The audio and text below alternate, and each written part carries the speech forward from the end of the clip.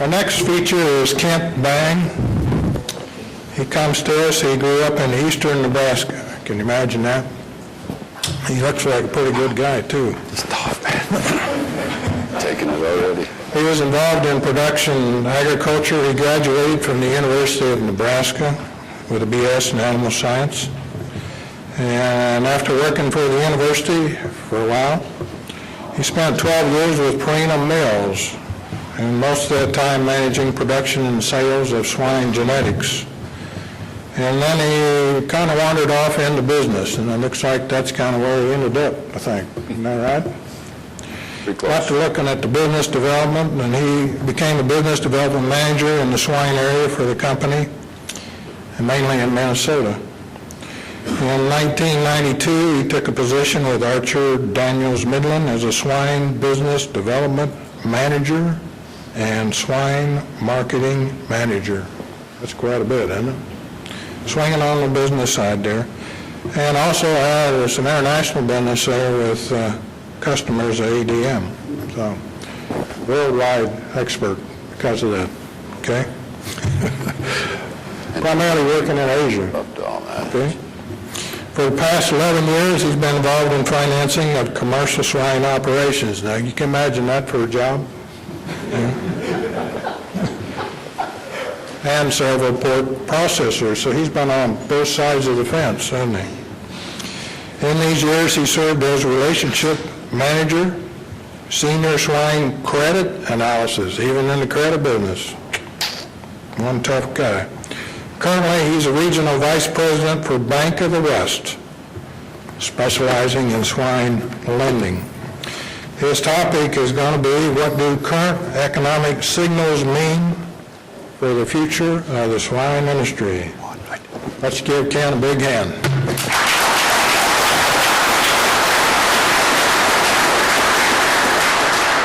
Well, thank you for that introduction. Can you hear me okay in the back? Sounds good to me up here, so. I can't blame you for that. I guess I wrote that, so hopefully most of that is true. The long and the short of it, I have spent all of my career. I graduated from the University of Nebraska in 1979, and have spent really all of my career in the swine business in some various areas, and for the last dozen years in the finance area, and it's been focused on, I have done some credit work, but it's been focused all on the swine area, and primarily, or for the large majority, in the what we would always call the commercial side of the swine business. And I think everything that's out there today is the commercial swine business, virtually. I mean, yes, there's some smaller producers, but virtually all of these are fairly large businesses anymore. I want to thank the staff and Jim in particular for inviting me up here. And I don't know when it was originally that we talked, and he invited me to come up here to talk, and I'm very honored and glad to do it. But as I was looking at the schedule later on and looking through the thing, I realized that he put me between the Kansas game and the Kansas State game, and being a Husker fan, I thought, well, this deal's 2 days before the Kansas State game, and who knows what we're going to look like by then. But at this point, I guess we're both going to be wondering what team's going to show up this weekend, so we're all in the same camp there. As you said, I want to talk about this current economics and where we're at in this industry, and where where this leads us, and what kind of changes, at least from my point of view, that I see coming in this industry. And I think we are at a crossroads. We are going to see significant changes, and every time we have a major event or a major issue like this, there are changes that come, and certainly this isn't going to be any different. And to do that, I want to talk a little bit about history and where we've been and kind of how we got here, because it's kind of important to know, where we're going, is to look back and see where we've been and how we got into this situation. To cover this, kind of just an outline, and I'm not going to follow this directly, it's going to become apparent real quick. I'm going to talk about live hog supply. Where we are from breeding stock numbers, where we're going to go, where I think we need to be here in North America and in the U.S. to make this thing work. It's going to be pretty interesting. It's not going to be much fun. It hasn't been much fun for the last 2 years, but it's going to have to change, in my mind. Pig production, and we'll talk a little bit about, from a production efficiency standpoint, from a lot of different aspects, so bear with me till we get there. Pork demand, obviously a critical factor in this industry, both from a domestic and very much so from an export anymore, a critical component, as we all are well aware. Profitability, and that's kind of where I'm going to start, but historically, profit cycles in this industry's always cycled. We've always had highs, we've always had lows. I want to talk to you today about how I see that changing going forward, and I'm convinced in my own mind that it is going to change. Maybe I can convince you, and maybe not. Outlook for prices, and I'll talk a little bit about that. I'm not an economist, but I am going to talk to you a little bit about where I think we are from an outlook standpoint and some of the concerns there. Cost of production, and a huge issue that we're all faced with. It's very apparent for the last 2 years.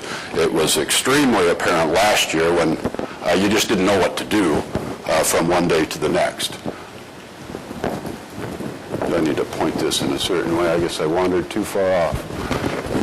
In my opinion, the hog cycle is still alive. It may not be so well as we used to think about how the hog cycle worked, the profit cycle, the profit margin cycle in this industry.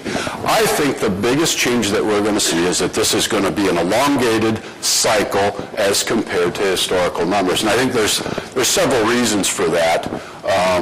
Some of those reasons are we just have a higher investment today than we've ever had before in fixed assets. Very difficult to pare back when you're looking at fixed assets. I was interested in the last topic in talking about square footage and utilization and all of that. Maybe that's not going to be such a huge issue going forward because we may have more space available, and that may not be a limiting factor in many systems going forward as we're trying to figure out how we scale back. It's a different profit model, I think, when you start looking at if you're going to cut sow numbers by 5 or 10% through your system or your farm, and you have more space available. And it might be a better alternative than trying to, close down a facility or try to sell it at this point in time. So maybe that changes a little bit. Much more contractual arrangements in the industry as a whole. Harder, again, to unwind and control and reduce supply simply because we've got more arrangements, more contracts, maybe contract farrowing, maybe contract finishing, maybe packer contracts or agreements that are just difficult to unwind or to reduce the size or scale of the operation.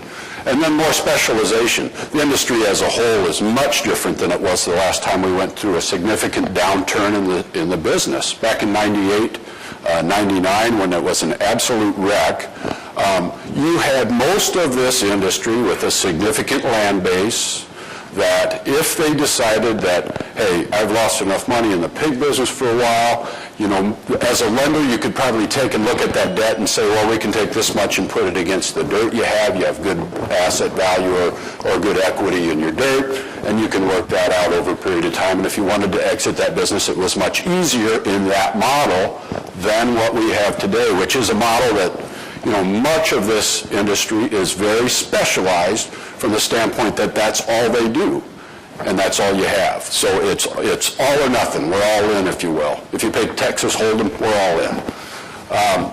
And to further kind of build my point or my case that this is an elongated cycle, I want to look at the last two. The profit cycle that we had from February of 04 through September of 07 was the longest, most profitable period in pork production history. And during that period of time, we only added 237,000 sows according to the USDA. About 3.9% or 4%, but the point is 1.1% annual growth in the breeding herd through the most profitable period in the history of the industry. Now, there's a lot of reasons for that, and you all know what they are. It'd be hard to get something permitted. It was hard to get it, constructed. It was, there were a lot of challenges to growing, but the fact is we didn't grow during that period. Conversely, the 2 years following that, from 07 to 09, at least in my mind, and probably in yours too, the most unprofitable period we've had in this industry, we have reduced in the U.S. by about 334,000 sows, again, according to USDA numbers. But compare that to what we did back in 98 through 2000, again, a 2-year period, we had twice the reduction in sows. So what makes it more difficult to get out? And I think it's all those things up above that make it more challenging to reduce the farm size or for people to exit this business. just looking at the cycles, and this pulls together Dr. Lawrence's data, and I just graphed it over a monthly period that I'd been tracking for quite a while, through October of 2009, but for 12 years, and you can see the cycles. And the point that I want to make is that these are longer than historic cycles in this industry had been. So we have to understand going forward, I think, that cycle is going to be much longer. Not necessarily, although they were very high, this is very low, and I'm not saying that the cycles will be that high and that low going forward necessarily, but the point I'm trying to make it is it's a longer cycle going forward. Historically, it's been, in my mind, 4 years has been kind of like clockwork, about as far back as you can look. And I think that cycle is going to stretch out and be much longer than that. Reasons for this, profit and loss. I think this down cycle, in my opinion, was a cost-based down cycle, and I hope I can make that point with you before I'm done. I don't think it was so much pork demand. I don't think it was so much anything but cost of production, and that was driven by, in my opinion, corn-based ethanol. I mean, we've got a new user of corn. We've got a user that can afford to pay a lot of money for corn at times. So we saw how that worked last year for them. But this is, we've got a new demand for a product that we've always had. And kind of a finite number of acres. Yes, we'll get more yield, and I'll talk about that a little bit. But we've got a finite supply of our largest ingredient to grow, or our largest input to grow pigs. Other factors that I think affected this, and again affected the decision maybe to reduce supply or affected our profit and loss. And those are listed that the circovirus vaccine obviously made a huge impact, I think, in our supply of pigs. It was a product that came onto the market, worked so well. In fact, I think worked better than anybody had imagined in terms of improving productivity. Commodity fund trading, it's kind of an interesting one, but certainly as you looked at in the first year of losses in this cycle, if you looked at the decision time, am I going to breed this sow, am I going to color, am I going to breed to fill my farm at 105% or 95%, when I was making that decision, the futures market was telling me, breed everything that you can. Futures were high, and a lot of it was because commodity fund trading was pushing that market, like the index funds investing in futures of all commodities, if you will, pushing that market up fairly high. U.S. recession, and I'll talk a little bit more about that later on, but I think we're going to have an impact that we're going to have to deal with from this U.S. recession. We're feeling it now. I think it's going to continue. I'll visit about that a little bit more later. Rapidly rising exports. I mean, again, we began shipping or exporting pork, and the addition, it's always been growing, and it's continuing to grow, with exception, if you take China and set it over here. But last year you had China buying pork, and 1.3 billion people times anything is a lot of whatever that is. And that was a lot of pork for us. And there's still an opportunity, but it really made you think about, or the industry as a whole, do I cut back when we're growing this demand like we are? And then the final one, and it looked like maybe we're going to get some relief from all of this and get a kind of a typical seasonal rally this summer, and April 24th, this H1N1 hit, and I think that it backed us up enough that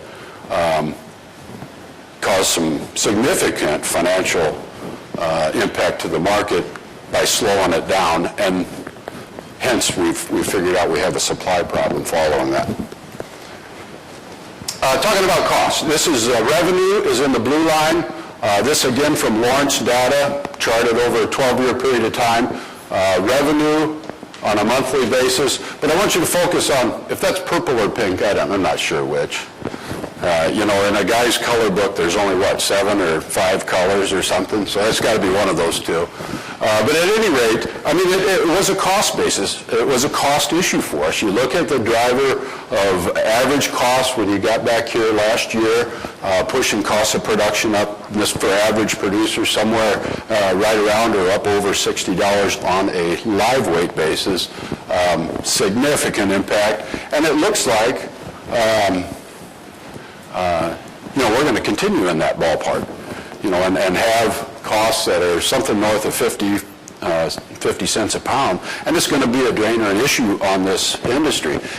I think it's kind of, I don't know if interesting is the right word, but we're an industry that at typical corn levels and typical costs of inputs, 38 to 40 cents cost of production. Some guys maybe had 37-cent cost at times, some over 40, but in that ballpark on average. And if you took those over, this last 2 years wouldn't have been too bad at all. In fact, until this last quarter, we'd only had a couple of months that would have been a loss, if that.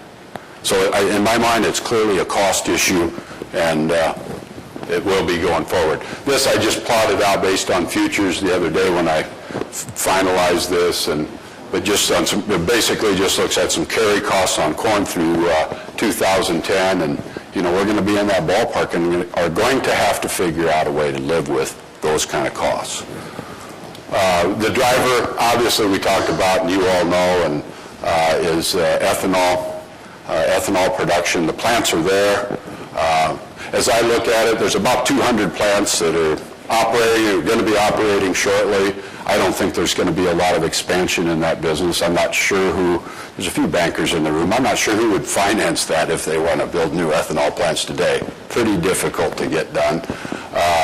But these current plants would, the current plants and this expansion that's here, about 5.2 billion bushels of corn annually. And the bottom line, I think, is what's important. And I try to track this, I say every week, but that's probably like some things you guys do every week. It doesn't really happen every week, but I do it frequently because to me this is pretty important.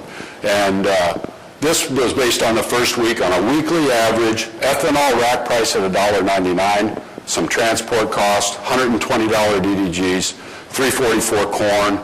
That was natural gas per million BTU that week.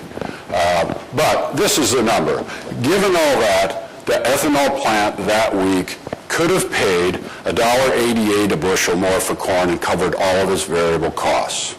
Now, their fixed costs are about 25 cents per gallon, something like that. But they're not going to shut these plants down until, as long as they're contributing to those fixed costs, and at $1.88 a bushel, that means they could have paid $5.30 a bushel for that corn.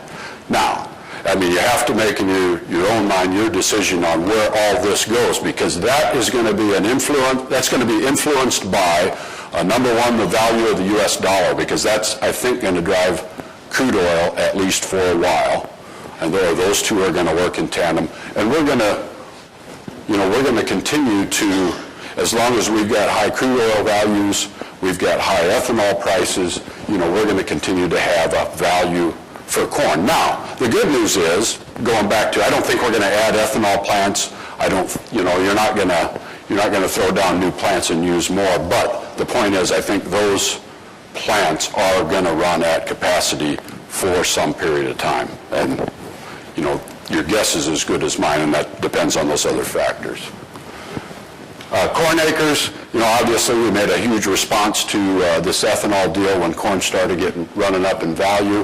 That most likely will continue at a fairly high level. Yields have been good, and I throw this up just so I remember to talk about the issues that I think we're going to face are, if we ever have a drought in this country again, and we always do, or we always will at some point, there is really no mechanism that says we're going to burn gas and feed corn to livestock. The mandate says we're going to use whatever that number is, and I don't remember right off. Is it 10 billion or is it 11 billion gallons of ethanol is the mandate, period. We're going to use it irregardless of what that value is. The EPA keeps pushing off this decision to increase the level from 10% blend up to 15, and it looks like everybody I talk to that seems to know thinks they will not go to 15. They're going to go to something that's 12 or maybe 13%, but at some point they'll make that decision and allow them to increase that blend rate on ethanol in fuel. And the reason is, we've got too much ethanol production for 10% blend. That won't use it all. So they're going to push that up. So total corn production, obviously this is a good year if we ever get it out of the field and if it's of any quality. And I've got a lot of customers in eastern Iowa and Illinois, and the mycotoxin's a huge issue for them this year. And so, a lot of concerns not only from that, but also from the DDGs that they feed. Clearly, some issues in getting quality corn. Let's switch gears a little bit and talk about pork supply. And I think the supply of pork obviously has been changed a lot by better production efficiency. And I think circovirus, again, as I indicated earlier, I think is a huge driver, or a huge impact on that anyway. An impact on number born live, pig survival, and I'll show some information on that from a production standpoint. Heavier weights, I think a lot of that's packer driven. Available space maybe is a contributor. We don't have quite the crunch on space, at least in the state of Iowa and southern Minnesota, so we can in fact take them to heavier weights. Long-term trend of better genetics has been there for a long time. Pay lean, but obviously, and then weather, and I guess I didn't list that, but weather, we've got bigger pigs, more weight, and that's driving that supply as well. And then I want to talk a little bit about supply and the fact that I believe reduction is on the way, and I think it's continuing. Looking at a fairly long-term trend of USDA quarterly numbers, and if you look at the sows as the blue line on the right scale, and this goes back to about 93, but somewhere around 7 million sows and jumping up to maybe 7.4. We've been on a long-term trend of reducing sows. However, the red bar is inventory of pigs, pigs on feed on a quarterly basis, and clearly pushing it up over 60 million head at the last 2 years of quarterly reports. So efficiency, you don't have to be much of a scientist to figure out we're a whole lot more efficient at raising pigs today than we had been. This is data that's put together here regarding, and I'm going to talk about reduction in sows, and this is weekly data, and it's really noisy. And it's really hard to figure anything out from that. But if you look at the United States, somewhere, it was about 55,000 sows per week. It's kind of a steady state, culling replacement, so cull sows weekly. I think today with our inventory of sows being down where it is, that's probably more like about 50,000. So, as we're talking about killing 70,000 sows a week for a period of time anyway, we're getting pretty good liquidation in this industry. Fairly good. We could do a whole lot more. But it's kind of concerning when you see it dip like this. Two concerns with this. One is you see it kind of dip, and this really hasn't been a stellar year for sow culling. And the other concern is that they kill virtually no sows in Canada. So this includes sows in Canada that are slaughtered here. So, but all in all, I'd say here's about 15,000 North American sow reduction per week. So we are in fact getting sows slaughtered. Capacity for killing sows is probably well over this 80. It's probably about 85,000 sows per week is what we could do if they would run. Most of those sow slaughter plants don't run even 5 days a week, let alone 5.5. They run 4 days a week and don't really have a desire to run at capacity. Looking over again a long-term trend, and if you go back here, this goes back to 1955, but go back halfway. Look at about 1985, 86, somewhere in here, and you look at the increase in pork supply. In terms of the red bar would be numbers of pigs, annual slaughter, over on the left scale. We've had year over year, in general, trend of producing a lot more pigs and moving that meat. Part of it's been exports, part of it has been most of it obviously has been domestic consumption of pork. So, it's been very good from a standpoint of growing an industry like this and continuing to move that product. And the exception, has been, this last 2 years. And we'll talk a little bit about that. The blue line I thought was just kind of interesting just from a carcass weight, just the rapid growth in carcass weight in pigs, just market weights of slaughter hogs has has grown tremendously. And again, that's genetics, that's nutrition, that's the packer desire, and the fact that he's much more efficient at doing it when they're lean.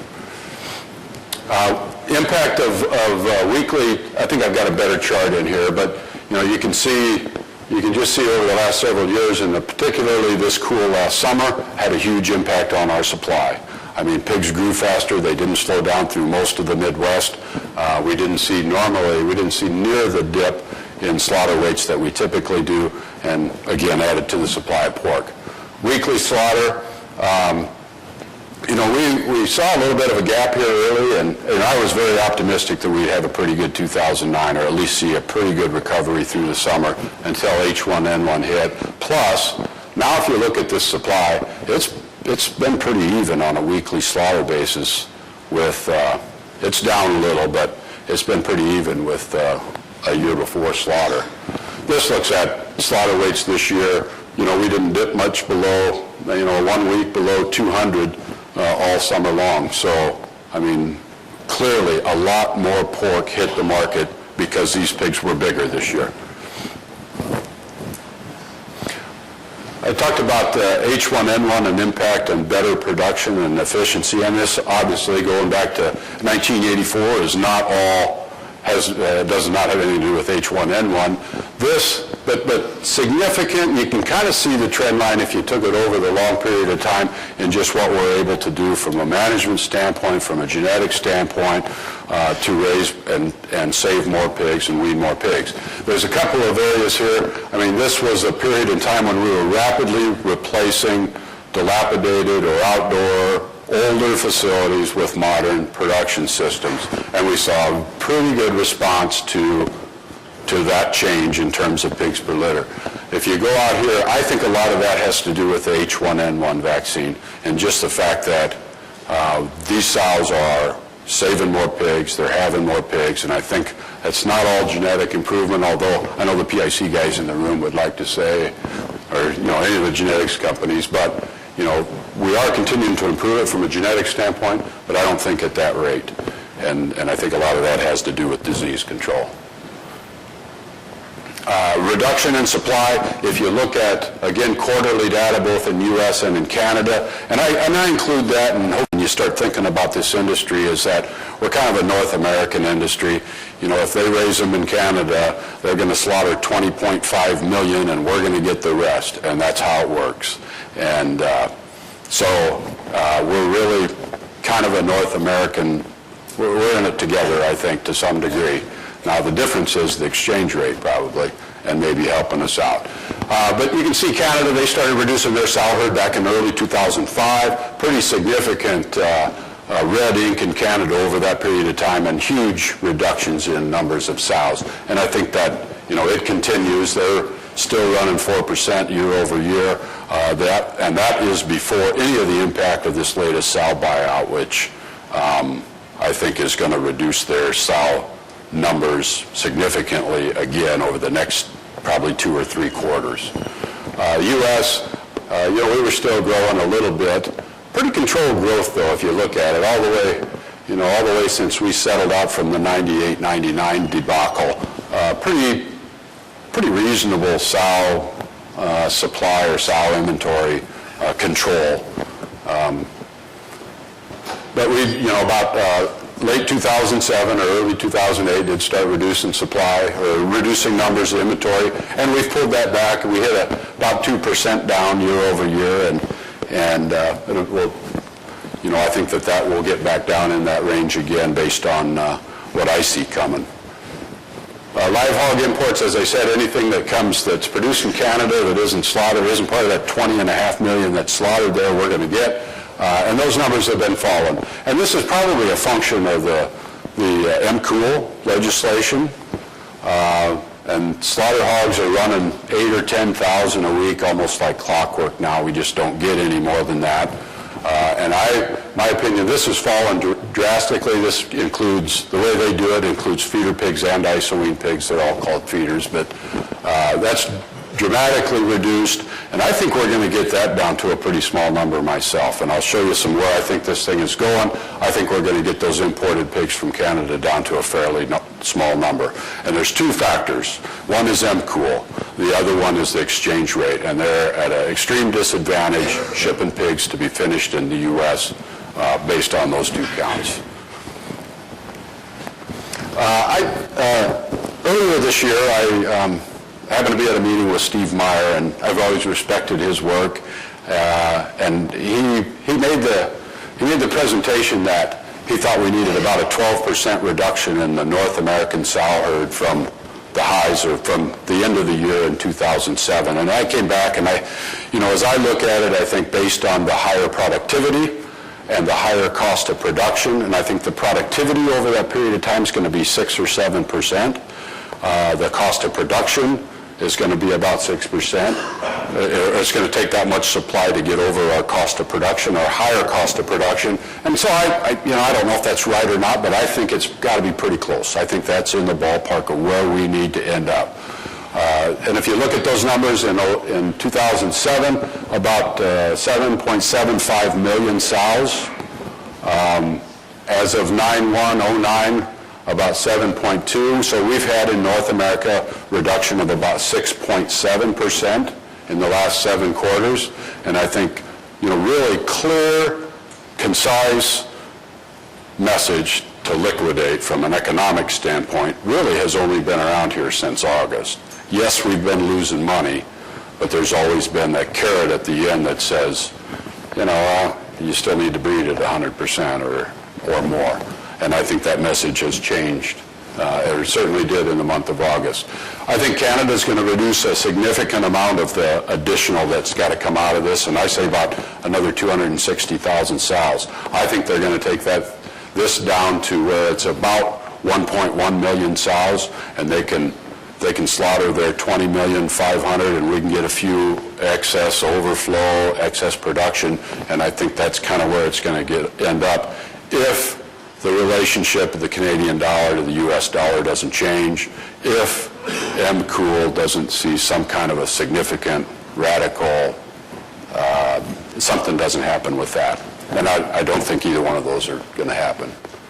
So at the bottom line, I think we're going to have to take another 300,000 sows out of this industry in order to restore it to what should be a profitable level in a normal cycle. If you look at, and I'm switching a little bit of gears here, but still talking about production, beef production, and these numbers would be year-to-date through October, through the end of October. Beef production is down about 3.2% in the U.S., pork production down about 1.9%, chicken production down about 4.3%, turkey production down 5.6%. And there's not very many times in our history where all of those meats are down the same time. And I expect that this is going to be true for not the numbers, but they're all going to be down again for 2010. And that, I don't know if that's ever happened before, where we've reduced meat production in the United States a couple of years in a row, across all species. I'll come back to that. Don't let me forget. U.S. pork imports, or exports primarily, has been a great story for a long time. For a number of years, we've continued to grow this due to NAFTA regulations, due to freer trade agreements, due to the WTO. Those have all really helped us open up some markets. But don't ever forget that the reason this has happened is because this is the low-cost place in the world to export pork from. And it's one of, there's some that can compete with us on a production standpoint, on a cost, maybe only Brazil and Chile, maybe Eastern Europe at times. It can come close, but when you talk about production and processing combined, total, delivering a pork product, there isn't anybody that can come close, and that's the main reason why we're increasing this. And I think this is through 10 months projected for the year. 2010 or 2009 is not going to be a bad year for exports. Only if you compare it. It's only going to be a bad year for exports if you compare it to 2008. it is still very well positioned along a trend line that shows continued growth in pork exports, and this whole change is due to China being in and out, and I think we'll continue to see a trend line growth in pork exports. This just looks at the countries, looking at various countries where they're shipping to, and the big one here is yellow, is China. But our consistent buyer and our high-value buyer has always been Japan. This is in volume. If you did it in dollars, it would be much higher. Japan's our big one.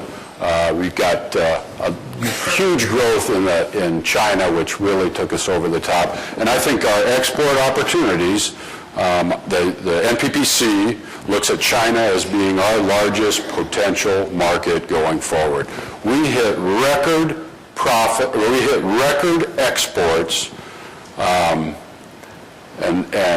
record cutout value in a time when we were exporting pork at a high rate to China, and we only represented less than 1/2 or 1% of their pork consumption. That's a huge market over there, and they do have, they're going to try and be self-sustaining. They always have.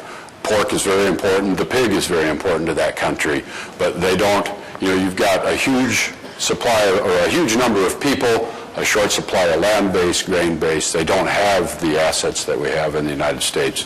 And so that will be potentially long-term, I think that will be a huge market for this country. Shorter term, looking at domestic, and these numbers came out of, I thought that they came out of USDA report. It was published in Feedstuffs, and maybe a lot of you saw it, and I graphed it out, but I've seen it a number of other places, so I'm not really sure who the source is, but I think it's the USDA.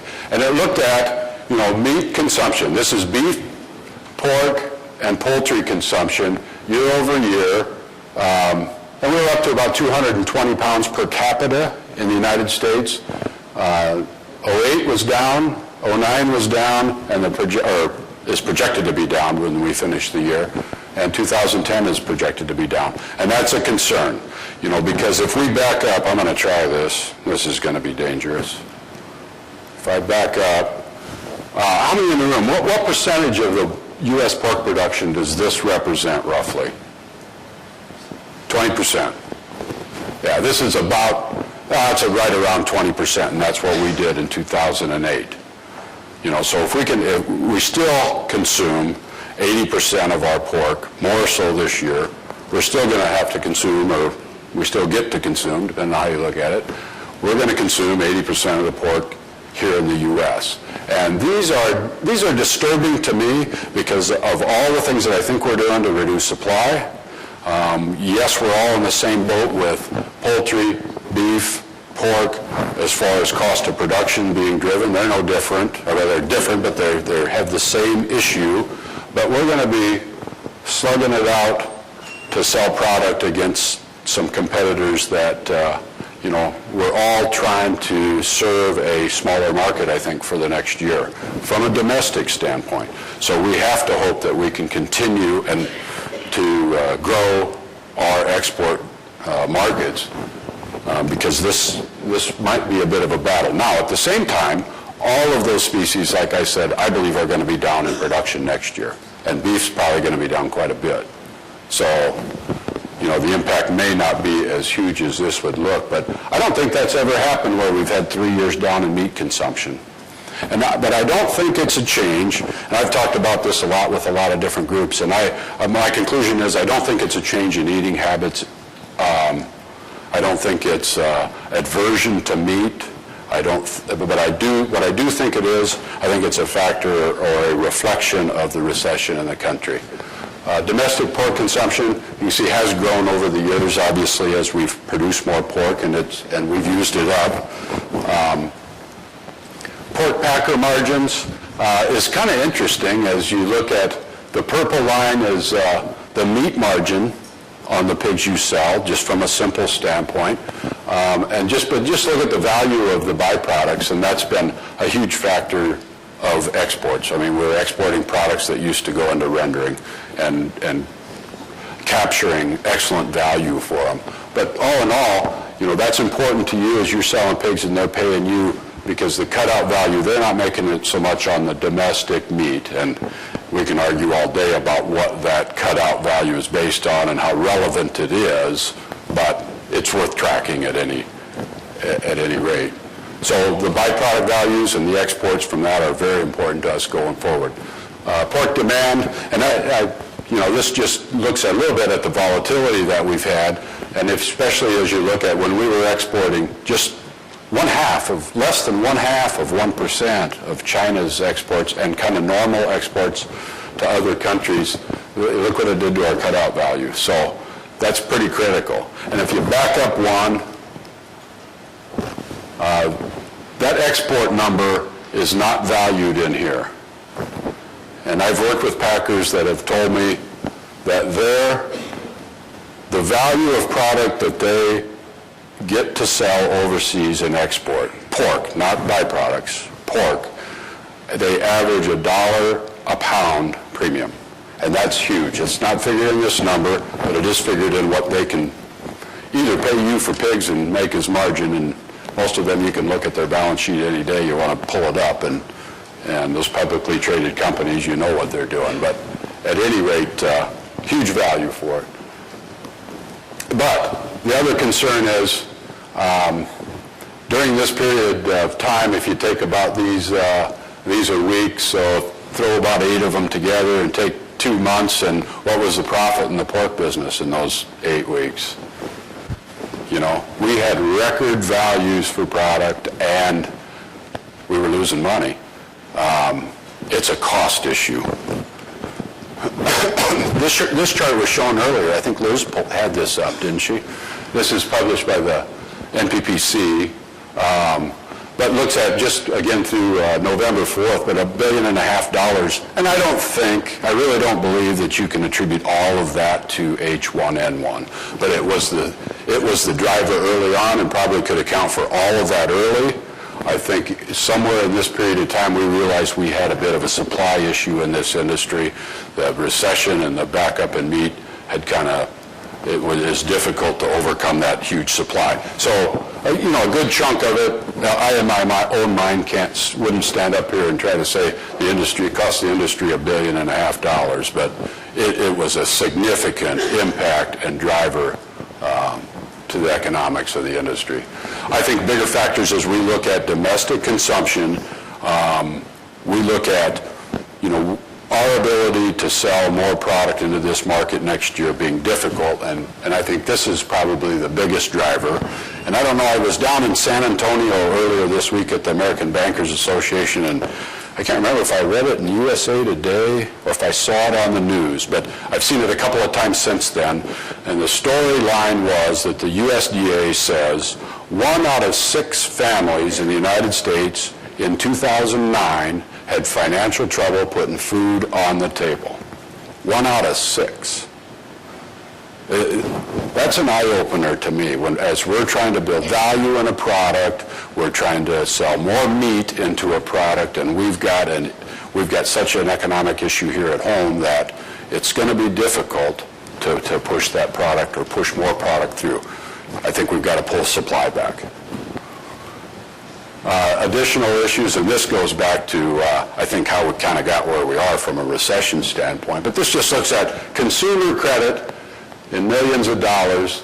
You know, we pushed this up in 2008, and this is all debt in the United States outside of any real estate, commercial lending, or real estate and commercial lending. This is consumer debt. This is car loans. This is home equity lines of credit. This is, you know, it's everything but those. I mean, it's credit card debt. It's all of those. I mean, we were on an unsustainable pace, obviously, and we've got, at the same time, what caused this recession is also hurting some of those families, is trying to keep up with this and try to deleverage their own personal balance sheet and make a living. And so, again, going to be difficult to move that forward. Increasing domestic demand is a slow process. It's tough. It's tough in good times to change eating habits and increase domestic demand. I think it's going to be with additional competition into a shrinking market, and not huge, but a slightly shrinking market is going to be all the harder. Weak U.S. dollar, increase our exports, I think, is a great opportunity for us going forward. A very weak U.S. dollar plays into, at least from that standpoint. I'm not going to say from a lot of other things that you might be doing that that's a benefit, but certainly from exporting pork, that's a huge benefit with a weak U.S. dollar. Reopening of Chinese market, and I said that the other day in a meeting, and I had to correct myself. They have committed to opening that market. It's not open. So I don't want to be wrong. And then at least the outlook for exporting pork to Russia, and those are very real. I think that those are opportunities, but obviously it would take a long time to overcome our most important markets, which have been Japan and Mexico, and continue to be very strong. Given all of that, and I think that's our opportunity and maybe our savior through this thing, if we can control supply somewhat, we still have, in my mind, additional and more volatility and risk in this business than we've ever had before, exponentially. From your input risk, your input cost risk, from the market volatility, and adding exports, more reliance on exports adds to that volatility. And that's kind of how I want to move towards, or kind of not end, but I don't want you to get you excited that I'm done. But I think from an ag lending standpoint, as we look at all of this, as lenders look at this as a whole, I tried to throw down a few bullets, and I think from all of our standpoint, from a lending standpoint, it's a new world out there. I mean, it's a different world. And I wanted to talk a little bit about some of the syndicated loans, some of the participated loans.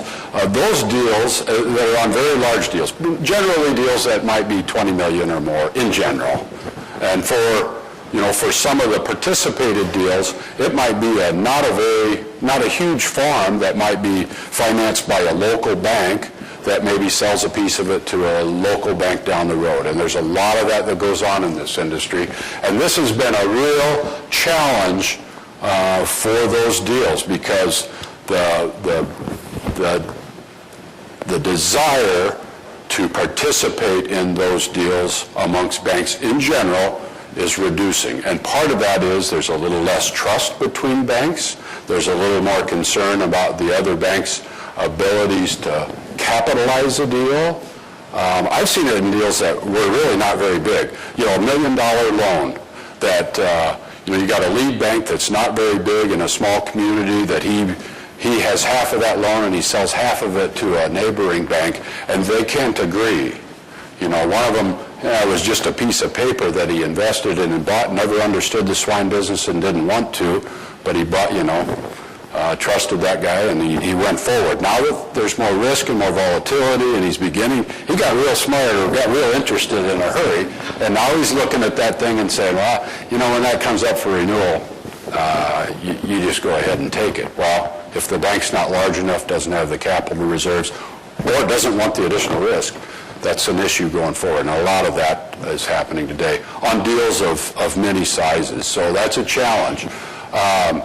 The big thing from our standpoint, and I get questions on a lot about looking at new customers, and we haven't shut it off and not doing any, but I can tell you we're not going to write a lot of swine credits this year. So, but I think the differences are we're not making our policies stricter. I don't think we've not changed them, but what we typically do is, in most deals you have some exceptions to those loan policies, and the word to me is, yeah, you can go ahead, but no exceptions to our loan, zero exceptions to our loan policies. And that gets a little hard to do, especially given where we're at today, and that's why I say probably won't write a lot of new swine credits this year, simply because of that. And I think that's generally what I'm hearing from a lot of the lenders throughout the financial community is kind of a consistent message. And really, my focus has been changed, as a lot of lenders has. to really a risk management model. How do you keep your bank, your financial institution, your credit committee, yourself, your customer, all on the same page so we understand where we're at? We want to be all in this together. I mean, we want to be supported, but, it takes a lot of information to get there. We ask probably for a lot more. There's a lot more, I would say if you're not seeing your lender at least a couple times a month, you're either doing really well or there's such a problem you better get in there pretty quick. I mean, I think it's one of those two.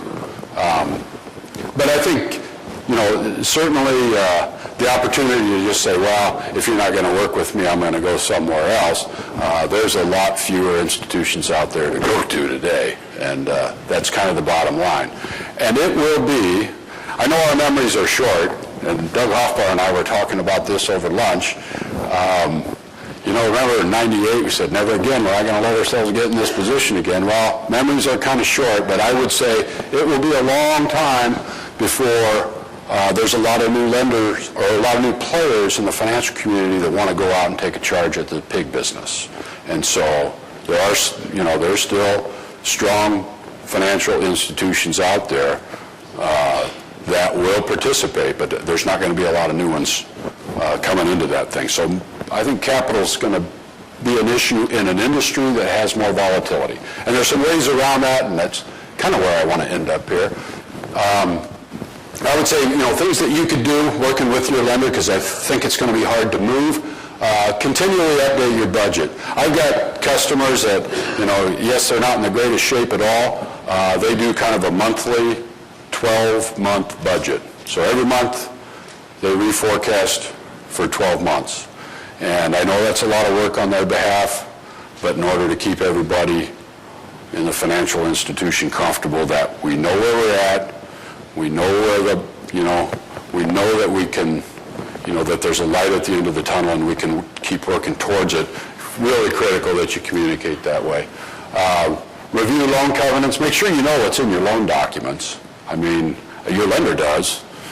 Make sure you know what's in there. Take action early. Do it soon. Do it now.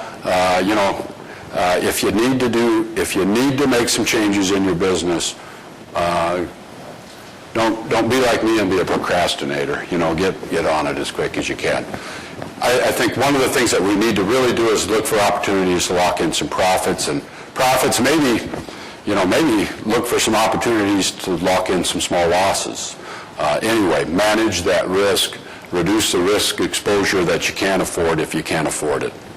And I look at it in one way. I say, you got 100,000 pigs that you market every year. Number one, what can my financial statement stand for risk? Can I stand 100,000 pigs open to the market? Can I stand 50,000 open to the market? And I've got to figure out a way to lay off that risk. The tools are out there. Some of us don't have the expertise, but we need to find it, and we need to get it. The other component of that is emotionally, how much of that risk do I want? I mean, there's a financial standpoint, and then there's an emotional standpoint. And how much am I comfortable with? Some of us, if you're still here, maybe you're good at rolling the dice, and the emotional side doesn't bother you. But then look at the financial side.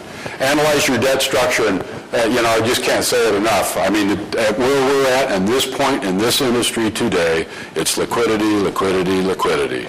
How can I make my working capital get me through this? And I think you can kind of forget a little bit, not forget, that's not a fair word. You can kind of set aside what kind of equity I have in my facilities, and, because what are you going to do with them today? It's a liquidity issue. Make sure you got working capital to get through. And, that's cash, that's available credit that you can support with your borrowing base or with your current assets or however your structure of your loan is. But liquidity, you got to have and try to manage, you got to figure out ways to manage liquidity to get through this thing. Capital preservation, same thing. And I don't know if that's an option anymore either, but strategies. I think this thing has changed in my mind, and I've been around this industry since I've been around this industry for 52 years now, all my life. And I think it's changed. And I think for most all of my life, this industry was about those who could be the most cost-effective, the low-cost producer that was the most production, had the most production efficiency. If you could produce pork efficiently, if you could do it low cost, you were going to be a winner. And I think that for the first 48 years of my life was the way that this industry worked. But I think it's changed today. And I think it's all about risk management going forward. How this thing is going to be volatile going forward. You know, we're going to use 5.2 billion bushels of corn through ethanol, most likely. We have some challenges that we've got to be able to pick points where we're going to lay off some of that risk and manage that risk. Unless you've got a war chest full of capital, and, you know, then it's a different story. But for most of this industry, it's going to be about managing the volatility day to day. You know, if you think about it, we see swings in corn in a day that when I was 20 years old, you wouldn't have seen in 6 months or a year. And that's the volatility I'm talking about. And how do you manage your business around that without using some positions to protect both input and output costs and manage margins? Excuse me. At the end of the challenges, I think there's going to be implementation. I mean, it takes people that understand that business. You need to make sure you're aligned or have people on staff that understand those options and hedging strategies and laying off market risk. And then, you know, I think then the most important thing is having a margin mentality. Not trying to pick the highest hog market, not trying to buy the lowest price corn, but looking at the margin every day or every week and determine where you're comfortable with that margin going forward. Margin management or crush or whatever you want to call it versus, you know, trying to pick a point using your bias too much. I mean, you've got to use your bias where you think it's going to some degree, but trying to use your bias only probably doesn't work. And then based on where we're at least for my, for a lot of the people I do business with, I mean, we've got an issue, liquidity is an issue, and just having enough capital available to meet margin calls, premiums, you know, whatever your strategy is, begins to be an issue because things are that tight. And there are other ways around it, packer direct contracts, but most of the time, only in the worst of severe cases would we not say, if you have a hedging strategy or an option strategy that we could buy in, we're foolish as a bank if we're financing your operation and we're not going to let you protect that for this period of time.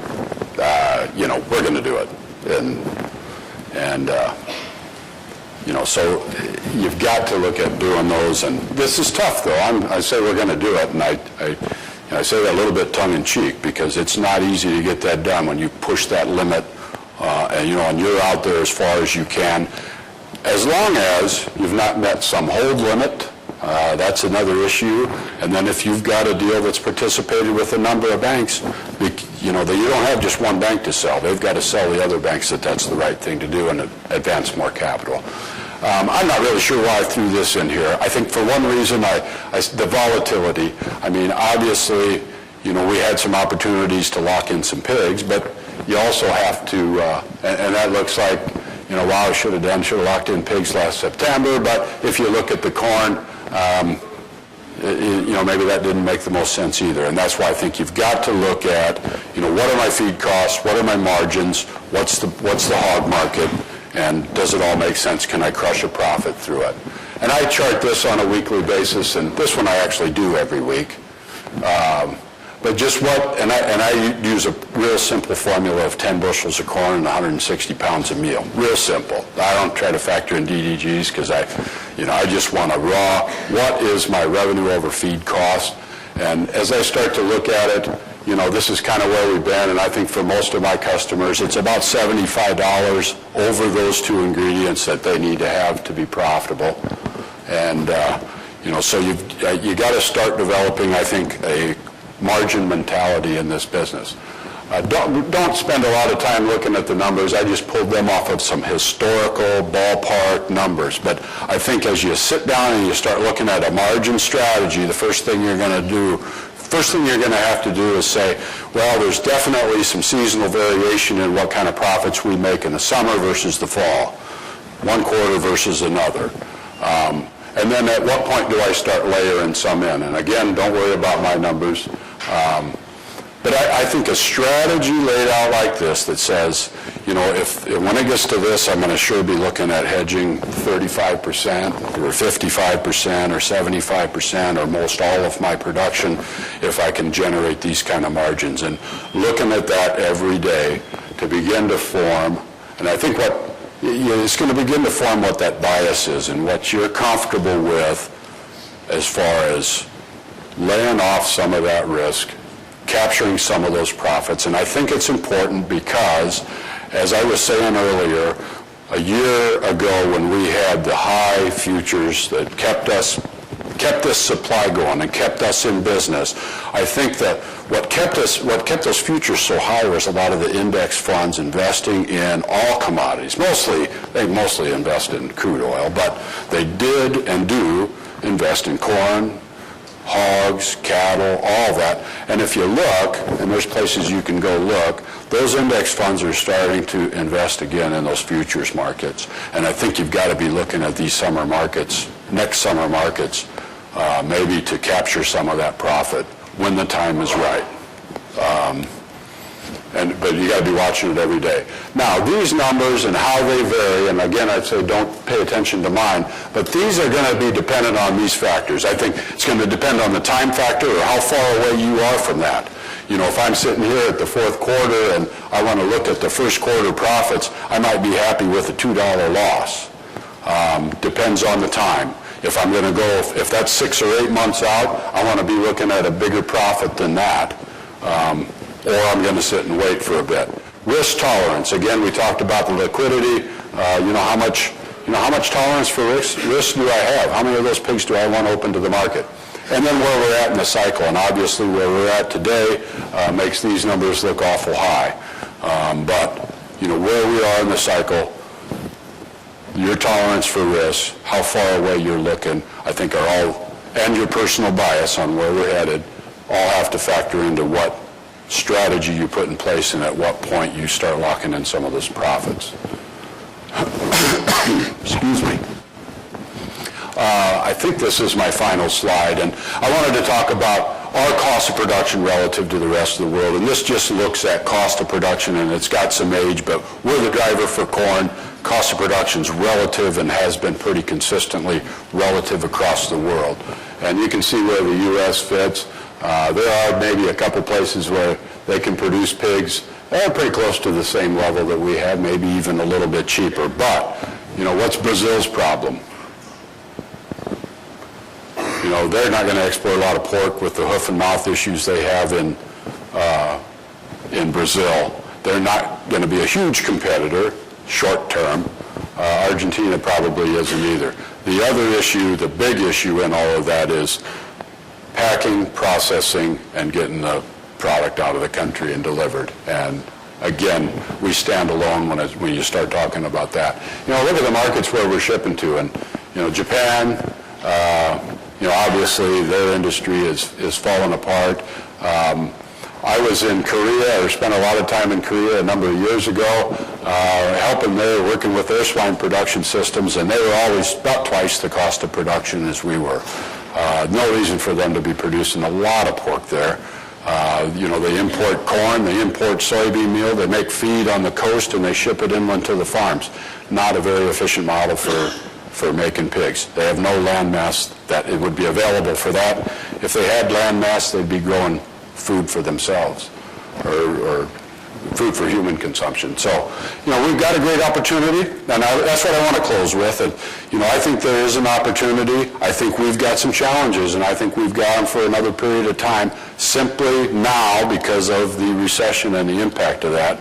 But on the bright side, I think every other protein source is going to be dropping production. Not only the meats, dairy is dropping in production. The only exception to that might be the egg business that has not suffered. Egg prices are way down, but they're still making a profit from a year ago, so I don't suspect that they're going to be cutting back.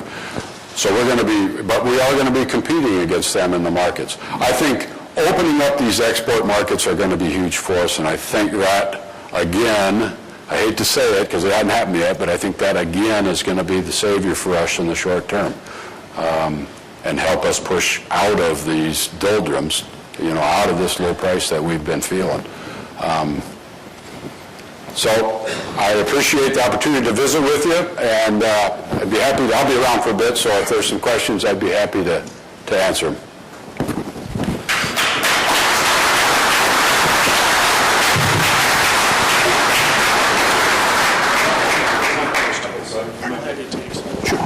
Yeah, boy, I don't know, and I'm taking notes here, and I'm clear off my page. I don't know where you can go in an hour and get a bigger blanket thrown over not many subjects and make sense out of it, do you think? Thought that was really good. How about a couple questions? Have we got some cooking they want to ask?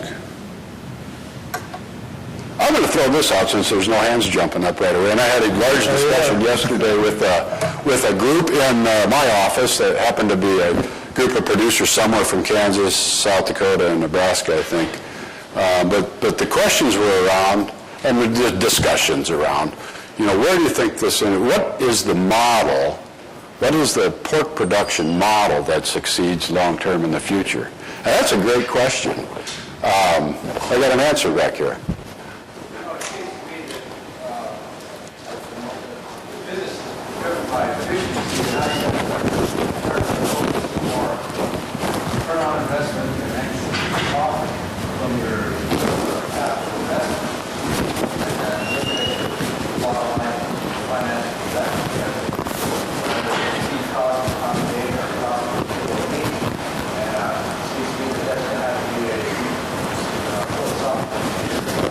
Yeah, and I would agree with you, but I think, and I don't want to walk away with you all thinking that I don't believe production efficiency and cost of production is important, because it's critical. I mean, you've got to have that in order to succeed. But I think it's much more today about those who can manage the volatility in this business day to day. But back to where I personally, I think that's an interesting question, because if you look at the model right now that is succeeding best, and it might not be great, but it's succeeding best of all of it, is maybe the guy, for instance, that's got 1,000 sows and 1,000 acres of corn. I mean, if you look at that model, that is not where this industry has been going recently for the last 10 or 12 years. That's the model that's been most successful.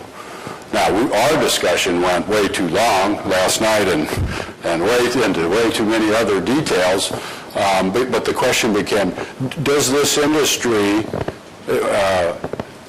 if it changes, does it integrate downward into owning those grain assets? If you're a large commercial pork producer, does it integrate downward into owning and growing its own inputs, or does it integrate upward? And that's a great question, and I think it integrates upward. And I think that it's either going to integrate more, and maybe not integrate, but vertically coordinate up the chain more. And the reason I say that is, even though this model has been the most effective, it's not reasonable to assume that a 20,000 sow farm finishing all the pigs in Iowa is going to coordinate vertically down into the supply chain and try and buy that much land. I mean, it's just, we're going to bid away that value of corn into the ground. It's already there. I mean, Iowa farmland, I don't follow it close enough to know, but I think much of it over $4,000 an acre. So, that's not a practical solution. I think, though, and when I say vertically coordinate, I think the packer's going to get much more involved, again, in market risk, in price risk. You're going to have the production risk. You always have. You probably still will. But he's going to take some of that market risk, because as we begin to shrink supply, how many of those packers do you think are going to run a run at 87% of capacity? Our model doesn't work very well that way. That's not going to happen. They're going to try to secure supply from around where they are, most likely, and they're going to try to run that plant at 100%, and we most likely will lose a plant or two out of this country before we're done. Yes? Hey, how about, yeah, go ahead. Back to one of the slides you mentioned margins there, and they've got risk pools in place. Stepping aside a little bit, I think what I heard, I don't know if they can correct me, but I think what I heard in a consolidated financial industry too, not just pork consolidation, but a financial industry that's a foreign pork, it's now consolidated. I heard echo back there that sounded a lot like too big to fail for some operations from the psychology of the lender. You know, I wouldn't say that that's true, but I think that's a little bit of maybe the mentality is not too big to fail, but I'd say it's very difficult, and it makes it more difficult, even those that maybe should fail, for the lender to pull the plug and say that's it. And look at where we're at today if he does that. I mean, if you had a very big system that was failing miserably, you know, you've got contractual arrangements with contract growers. You maybe, as a lending institution, are financing those. You've got all these other agreements. But, you know, when it gets down to the point, you know, where it's that bloody and it's that ugly, there's no choice for the lender because, and I don't think Farm Credit System is any different. I was there not too long ago. I mean, you have oversight that is not going to let you stay with that thing forever. I mean, you have to, from my standpoint, I've got to, if I don't risk rate a credit right, if it is deteriorated to the point where I'm not setting aside a loan loss provision, the FDIC will do it for me, and then I'll be sweeping floors at the local Walmart. You know, that's, I mean, it has to be done. We have to assess the risk. We have to protect the bank or the financial institution's money. The FDIC will come in and look over, you know, we'll review those and make sure that we are doing that and assessing that right. And so you stick with them. When I say you stick with them, I mean, I've got producers that now, when we get this year's year-end financials, they have lost money 3 years in a row. You know, we're at less than our credit standard for every one of our credit quality, our credit parameters, but yet I can still stay with them. We don't have the bank's money at risk, in my opinion, and you know, you can see a light at the end of the tunnel. And that's why I say liquidity is the important factor in all that. I don't think they're going to come back and hammer us on and say, well, you got the sow facilities valued at $900 a sow or $800, and, you know, we saw one sell for $400. You know, I don't think they're going to go to that extreme. At least if they do, I'm in big trouble. And we all are. But, you know, by the same token, you got to have liquidity, and you can't. It's difficult to make that today. I mean, it isn't going to come out of thin air. And, you know, to go back and try and get that from the fixed assets, unless it be dirt that's, you know, doesn't have much debt against it. But to go back and refinance that sow farm, grow finish floor, whatever it be, most likely is not going to happen at this point. Because you're going to go out there and get a new appraisal, and then you're going to say, you know, it's just not going to happen. So liquidity